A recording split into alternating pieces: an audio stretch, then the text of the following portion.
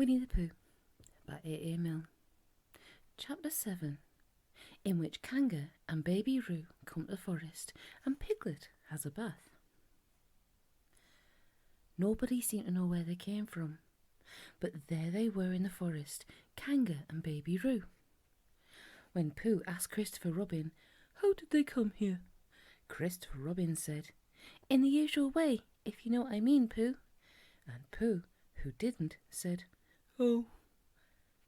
Then he nodded his head twice and said, "In the usual way." Ah. Then he went to call upon his friend Piglet to see what he thought about it. And at Piglet's house he found Rabbit. So they all talked about it together. "What I don't like about it is this," said Rabbit. "Here are we, you, Pooh, and you, Piglet, and me, and suddenly—" "And Eeyore," said Pooh. "And Eeyore, and then suddenly—" "And Owl," said Pooh. "And Owl, then all of a sudden—" Oh, and Eeyore," said Pooh. "I was forgetting him." "Here we are," said Rabbit, very slowly and carefully, "all of us. And then, suddenly, we wake up one morning, and what do we find? We find a strange animal among us, an animal of whom we have never even heard before, an animal who carries her family about with her in her pocket. Suppose I carried my family about with me in my pocket. How many pockets would I want?" 16, said Piglet. 17, isn't it? Said Rabbit. "And one more for a handkerchief, that's 18. 18 pockets in one suit. I haven't time." There was a long and thoughtful silence, and then Pooh, who had been frowning very hard for some minutes, said, "I make it 15. "What?" said Rabbit. 15. 15 what? Your family. "What about them?" Pooh rubbed his nose and said he thought Rabbit had been talking about his family. "Did I?" said Rabbit carelessly. "Yes, you did." "Never mind, Pooh," said Piglet impatiently. "The question is, what we got to do about Kanga?" "Oh, I see," said Pooh. "The best way," said Rabbit, "would be this. The best way would be to steal Baby Roo and hide him, and then when Kanga says, 'Where's Baby Roo?' we say, 'Aha!'" "Aha!" said Pooh, practising. "Aha! Aha! Of course," he went on. "We could say, 'Aha!' even if we hadn't stolen Baby Roo." "Pooh," said Rabbit kindly, "you haven't any brain." "I know," said Pooh humbly. "We say 'aha' so that Kanga knows that we know where Baby Roo is. 'Aha' means we'll tell you where Baby Roo is if you promise to go away from the forest and never come back. Now, don't talk while I think." Pooh went into a corner and tried saying "aha" in that sort of voice. Sometimes it seemed to him that it did mean what Rabbit said, and sometimes it seemed to him that it didn't. "I suppose it's just practice," he thought. "I wonder if Kanga will have to practice too, so as to understand it." "It's just one thing," said Piglet, fidgeting a bit. "I was talking to Christopher Robin, and he said that a Kanga was generally regarded as one of the fiercer animals. I'm not frightened of fierce animals in the ordinary way, but it is well known that if one of the fiercer animals is deprived of its young, it becomes as fierce as two of the fiercer animals, in which case, 'aha' is perhaps a foolish thing to say." "Piglet," said Rabbit, taking out a pencil and licking the end of it, "you haven't any pluck." It's hard to be brave," said Piglet, sniffing lightly, "when you're a very small animal." Rabbit, who had begun to write very busily, looked up and said, "It's because you're a very small animal that you will be useful in the adventure before us." Piglet was so excited at the idea of being useful that he forgot to be frightened any more. And when Rabbit went on to say that Kangas were only fierce during the winter months, being at other times of an affectionate disposition, he could hardly sit still. He was so eager to begin being useful at once. "What about me?" said Pooh sadly. "I suppose I shan't be useful." "Never mind, Pooh," said Piglet comfortingly. Another time, perhaps. Without Pooh, said Rabbit solemnly as he sharpened his pencil, the adventure would be impossible. Oh, said Piglet, and tried not to look disappointed. But Pooh went into a corner of the room and said proudly to himself, "Impossible without me. I'm that sort of bear." "Now listen, all of you," said Rabbit when he had finished writing, and Pooh and Piglet sat listening very eagerly with their mouths open. This is what Rabbit read out. Plan to capture Baby Roo. 1. General remarks. Kanga runs faster than any of us, even me. 2. More general remarks. Kanga never takes her eyes off Baby Roo, except when he is safely buttoned up in her pocket. 3. Therefore, if we are to capture Baby Roo, we must get a long start, because Kanga runs faster than any of us, even me. C1. 4. A thought. If Roo had jumped out of Kanga's pocket and Piglet had jumped in, Kanga wouldn't know the difference because Piglet is a very small animal. 5. Like Roo. 6. But Kanga would have to be looking the other way first, so as not to see Piglet jumping in. 7. C2. 8. Another thought. But if Pooh was talking to her very excitedly, she might look the other way for a moment. 9. And then I could run away with Roo. 10. Quickly. And 11. Kanga wouldn't discover the difference until afterwards. Well, Rabbit read this out proudly, and for a little while after he'd read it, nobody said anything. And then Piglet, who had been opening and shutting his mouth without making any noise, managed to say very huskily, And afterwards? "How do you mean?" When Kanga does discover the difference. "Then we all say, aha." All 3 of us? "Yes." Oh, "Why? What's the trouble, Piglet?" nothing, said Piglet. as long as we all 3 say it. As long as we all 3 say it, said Piglet. I don't mind, he said. But I shouldn't care to say, aha, all by myself. It wouldn't sound nearly so well. By the way, he said, you are quite sure about what you said about the winter months? The winter months?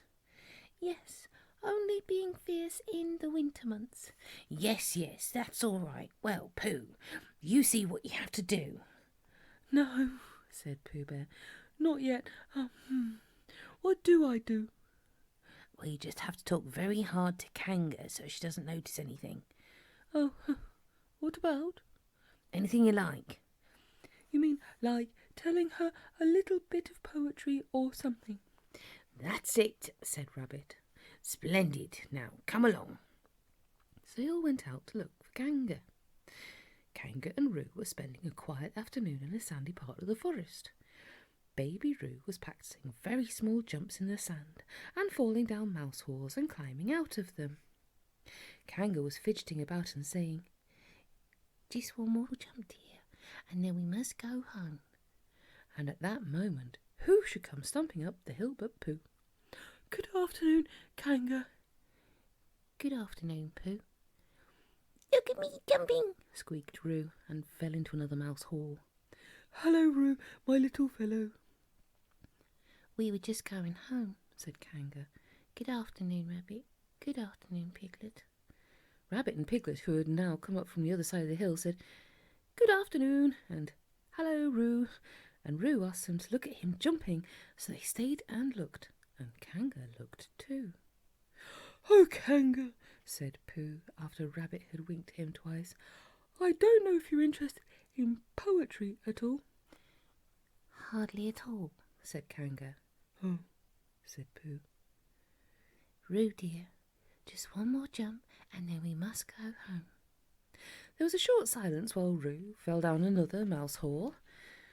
Go on, said Rabbit in a loud whisper behind his paw.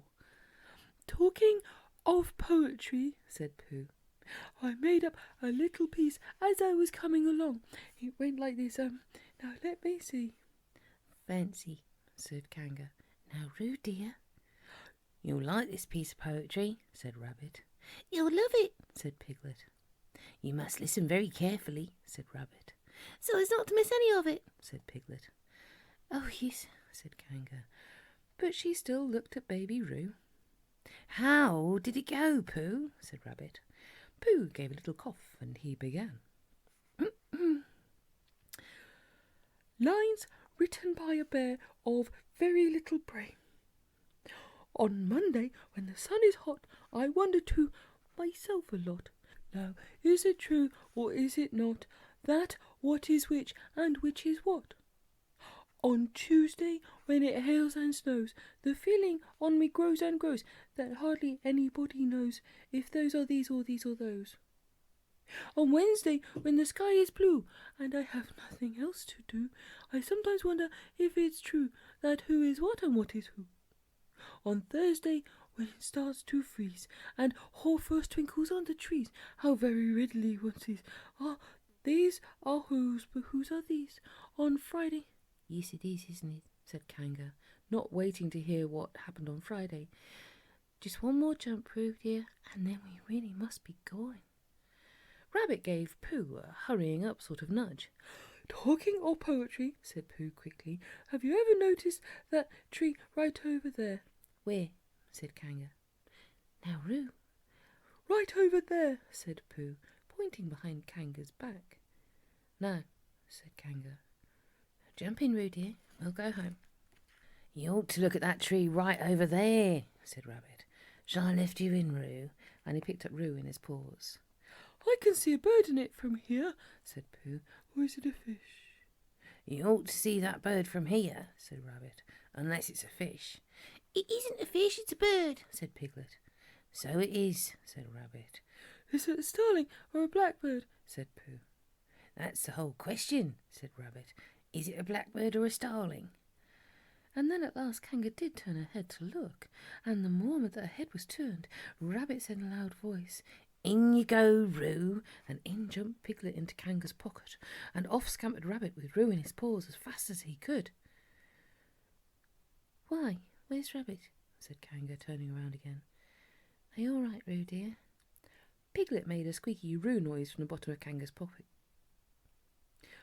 Rabbit had to go away, said Pooh. I think he thought of something he had to go and see about suddenly.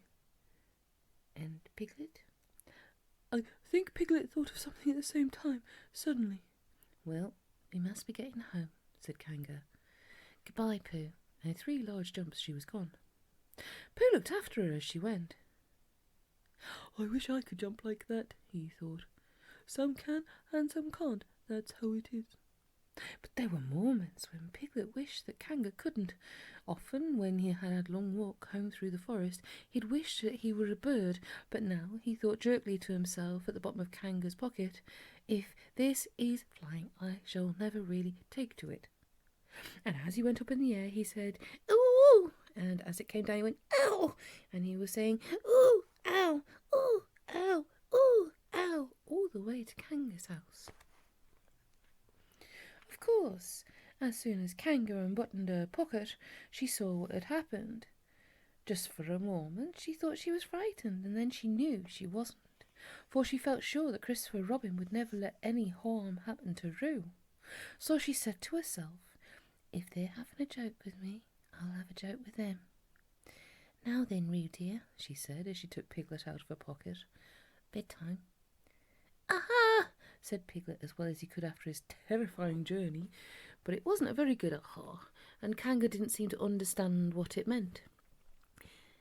"Bath first," said Kanga in a cheerful voice.